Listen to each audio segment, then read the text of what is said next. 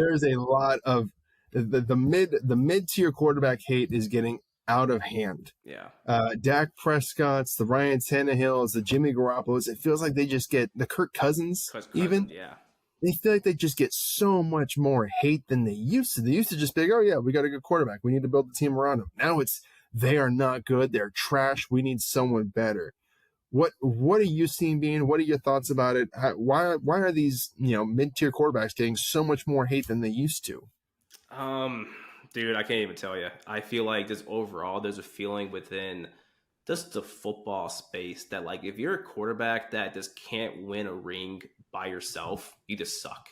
Like if you're not Superman out there, just get off the fucking field. That's what people pretty much like feel like sometimes. But let me just speak about Dak. Because I feel like I just scroll through Twitter and I just see roast after roast after roast, attack after attack after attack on Dak. And I really don't know why. Maybe it's because he plays for the Cowboys and just hate on the Cowboys is like the mainstream thing now. Like it's just easy to do and people think it's fun. Whatever, it's cool, whatever. I'm not a Cowboys fan, so I'm not gonna die on that hill. But like I really don't give a shit. Yeah. But when Dak is healthy, I think he can be around like, I mean, when I say top 10, maybe like 8, 9, 10 rank, maybe spot, maybe. I mean, back in 2019, I have some numbers here. Back in 2019, he was second in overall passing. He threw for, let's call it 5,000 yards, 30 touchdowns, completed 65% of his passes. Solid. 2021 he was 7th in passing, and I mean, I guess you could say the one knock on him for the past, let's call it 3 seasons, he's been more injured than active, right? In 2020, he only played 5 games. He had that awful ankle break, I think it was. It was awful, dude. His foot was like flipping, like it was awful. In 2022, he played 12 games. So not as bad, but dude, I don't know, man. I mean, even 2016, he was offensive rookie of the year. I didn't even realize it until we were looking up data for a previous segment. But I don't know, man. I don't know. I just feel like I can go on and on about it. I just hate how, as you know, a lot of fans call NFL players trash or they suck. And it's like, dude, you realize how hard it is to be an NFL player, and you're saying that dude sucks? Like, do you even know how hard it is to play college ball out of high school? Like the percentage of, like, not even like considering D1, but let's just say D3, right? In total, what, 6 to 7% of athletes from high school play even like college football at any level. Yep. And then 0.1% of that, sample go on to play at the pro level. Like, come on, dude.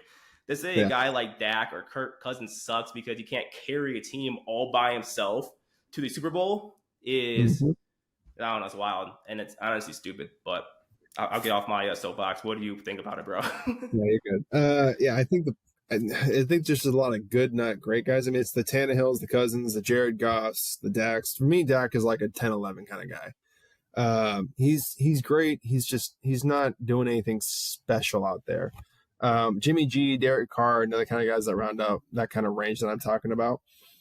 They're gonna make bad plays every once in a while. Plays where you're like, "What the are you doing, dude? Like, what? Why would you? How are you not seeing this? How are you gonna throw that pick?" Like I saw there was one for Dak where it was I think it was 7-on-7 period, and he threw the ball, hit the receiver right in the hands, bounced off, and went right to the DB, and everyone's like, "Oh, here comes another season of picks." It's like, that's what a do you perfect example. Do? Yes. The ball?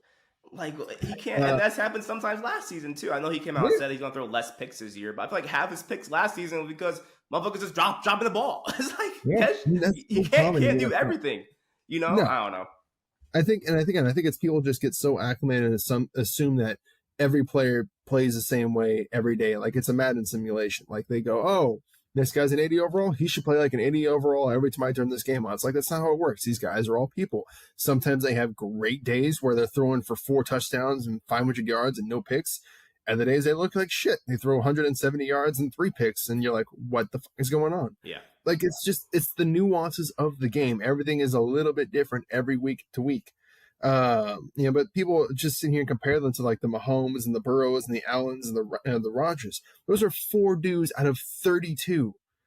What I mean, that's why they're the top 4 quarterbacks, like, or top 5 quarterbacks. It's because they can do things that everyone else can't, and they're so rare to come by. Everyone just doesn't get one.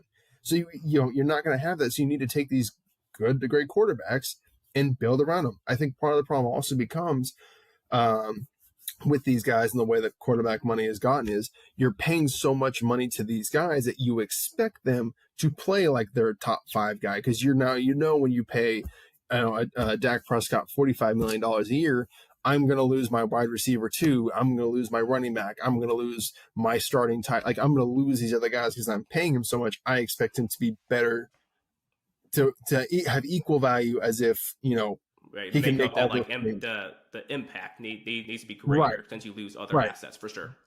Yeah, he should be good enough to make up for that impact. Yeah. And these guys just aren't that. So maybe if we see these quarterback salaries start to come down a little bit and, be comparable to what the talent actually is, maybe we'll see less hate for it.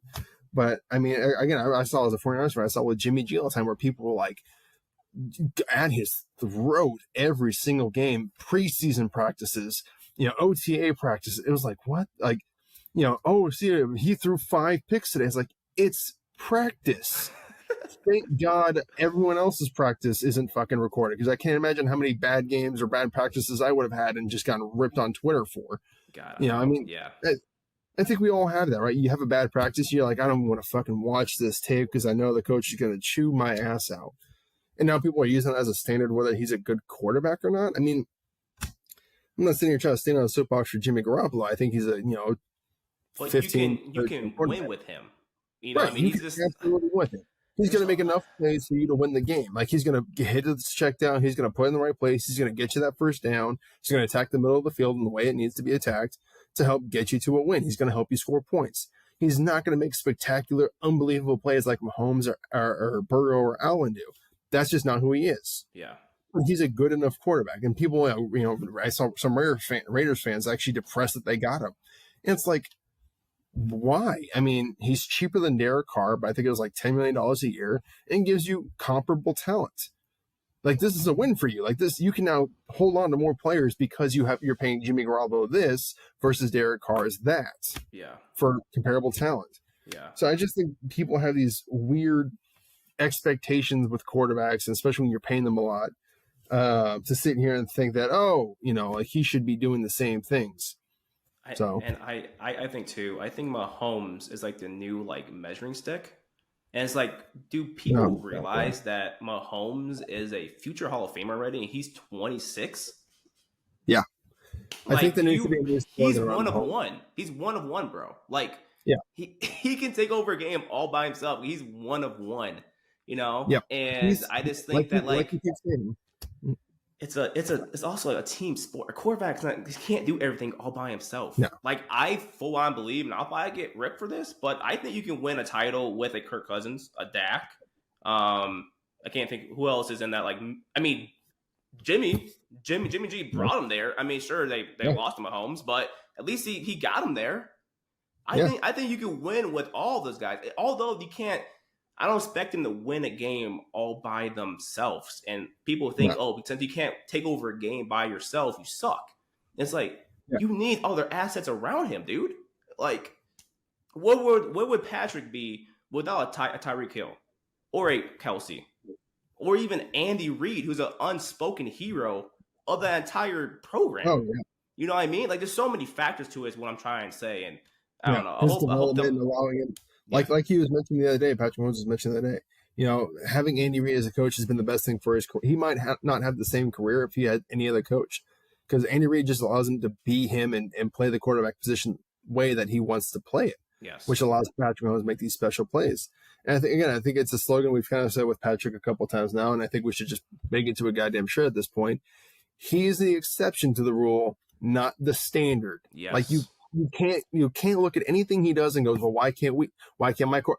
Nothing, not a thing. This man is on the quarterback show. He bought an Airbnb for Arizona 3 months before the Super Bowl. Yeah, because he just fucking like, knows. yeah, Yeah. there's no other quarterback that can do that. Again, this man is an exception to every rule. You can win the Super Bowl with paying him a lot of money. You can win the Super Bowl without a wide receiver one. You can win the Super Bowl with a bad defense, without a run game. He breaks every rule because of the talent him and Andy Reid have together. So I just don't think it's realistic to sit here and look at these kind of things and go, well, why can't our quarterback do that? Yeah, It's not exactly. going to happen. Yes. Sometimes you just gotta be happy with having a winning team and being relevant. That's okay. There's nothing wrong with that. Only one team wins the Super Bowl every single freaking year.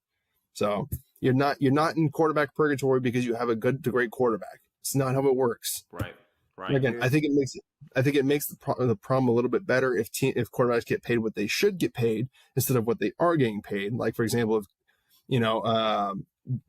oh my gosh, Daniel Jones was getting 25 or 30 million a year, it looks much better for the Giants than he's making 40 million a year, because then you could pay Saquon or some other guys that you need to. But it is what it is. That's the market right now. Hopefully it cools down and gets back to a reasonable price tag Place. for that.